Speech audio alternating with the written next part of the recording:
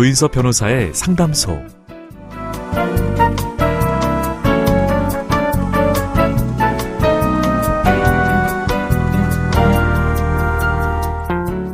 어서 오세요. 기다리고 있었습니다.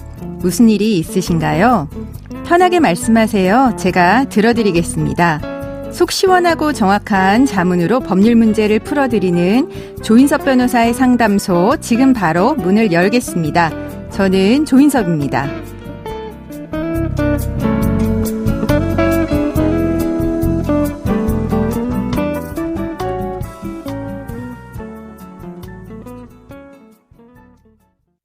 고민이 있을 땐 언제든 문을 두드려주세요. 당신을 위한 로하우스 조담소 이채원 변호사와 함께합니다. 안녕하세요. 네, 안녕하세요. 법무법인 신세계로의 이채원 변호사입니다. 네, 오늘은 어떤 고민이 기다리고 있는지 먼저 사연부터 알아보겠습니다.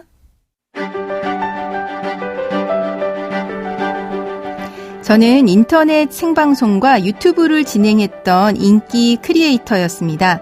귀여운 외모와 재치 있는 말솜씨를 가진 덕분에 남성 시청자들에게 사랑을 받았죠. 자신을 의사라고 소개한 그 남자도 팬들 중 한 사람이었습니다. 그와 저는 온라인에서 메시지를 주고받다가 직접 만났는데요. 그를 처음 본 순간 호감을 느꼈습니다. 깔끔한 외모에 키도 크고 무엇보다 저와 말이 잘 통했기 때문이었죠. 우리는 교제를 시작했고 한 달쯤 지났을 무렵이었을 거예요. 그가 명품 브랜드의 다이아몬드 반지와 외제차를 선물로 주면서 청혼을 했습니다. 결혼을 약속한 우리는 신혼집을 알아보고 예식장을 잡았는데요. 난관에 부딪히고 말았습니다. 저희 부모님은 흔쾌히 결혼을 승낙해줬지만 그의 부모님은 주로 남성을 대상으로 자극적인 방송을 진행하는 저를 탐탁치 않게 생각하셨거든요. 그는 부모님을 설득하려고 노력했지만 완고한 부모님을 이기지 못했습니다. 아니, 오히려 저에게 마음이 멀어져 가는 것 같았습니다. 결국 결혼은 흐지부지 됐는데요. 그 와중에 저는 임신을 해서 혼자 아기를 낳았습니다. 그런데 그는 아이를 보러 2번 정도 찾아온 이후로는 연락조차 없더라고요.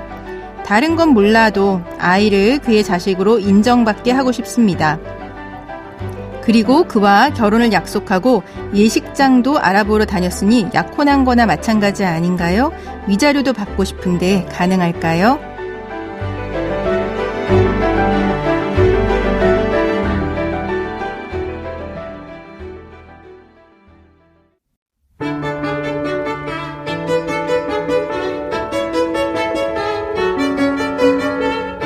어디서도 말하지 못했던 당신의 고민, 지금 해결해드립니다. 조인섭 변호사의 상담소.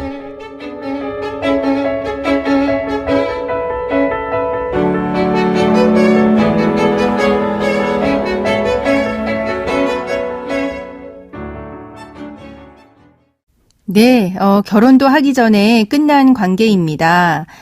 약혼에 해당하는 것 같긴 한데요. 요즘은 약혼이라는 말을 자주 쓰지는 않죠. 우리 법에서 약혼은 일단 어떻게 규정하고 있나요?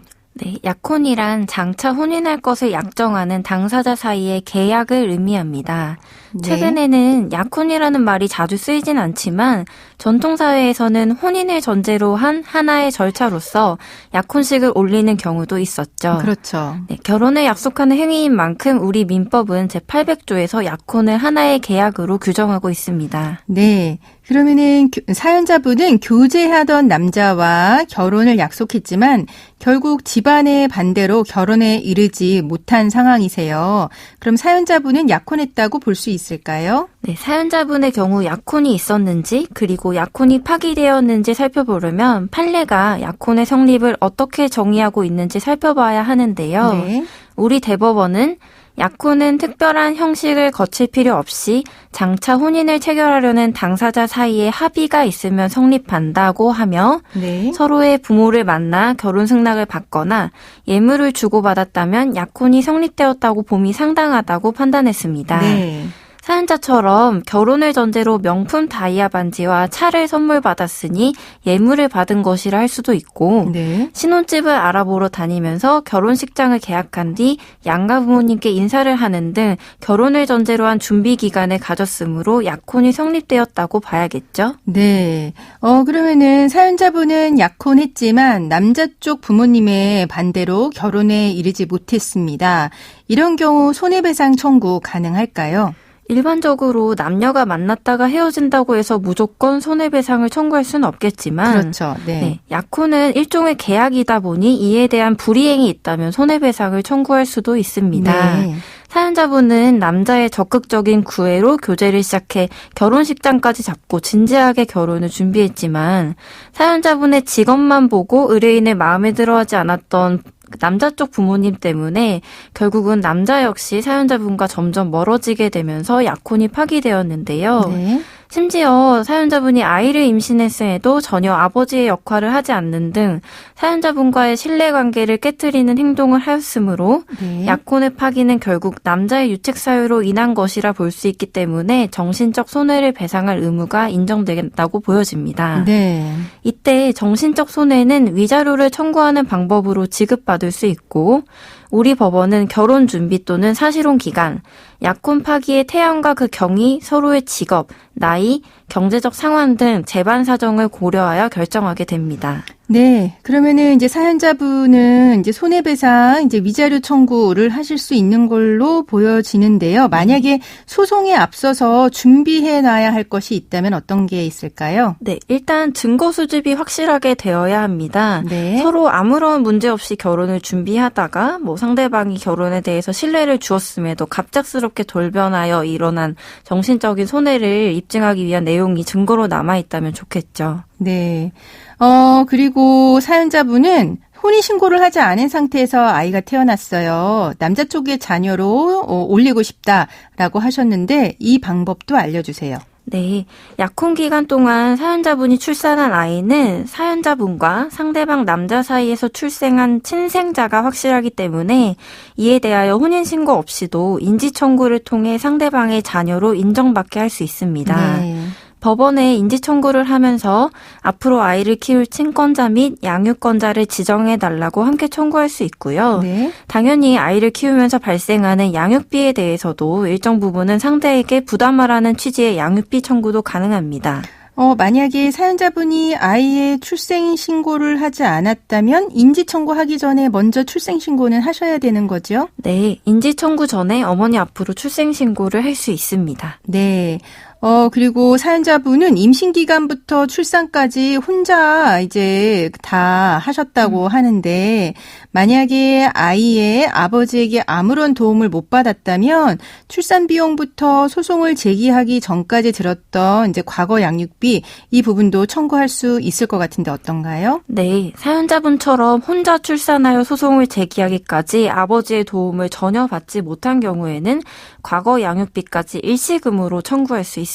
네, 그리고 인지된 다음에 장래 양육비도 당연히 청구하실 수 있는 걸 거고요. 네.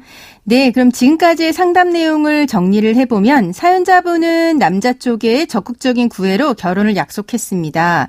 다이아 반지와 외제차 선물까지 받으셨는데요. 남자 쪽 부모님의 반대로 취소가 된 상황이시죠.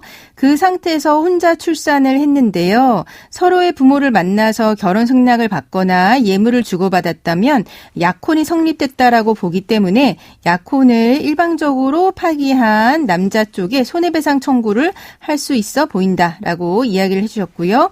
혼인신고를 하지 않은 상태에서 태어난 아이는 인지청구를 통해서 상대방의 아이로 인정받게 할 수 있다고 했습니다. 또 당연히 아이의 양육비도 청구 가능하다고 이야기해 주셨습니다. 네, 조인섭 변호사의 상담소 언제나 열려 있죠. 사연 보내시는 방법 알려주세요. 네, 인터넷 포털 사이트 검색창에 YTN 라디오 조인섭의 상담소를 입력하시고 홈페이지에 들어오셔서 상담 게시판에 글 남겨주시면 됩니다. 연락받으실 전화번호도 함께 적어주시기 바랍니다. 네, 감사합니다. 지금까지 이채원 변호사와 함께했습니다. 네, 감사합니다.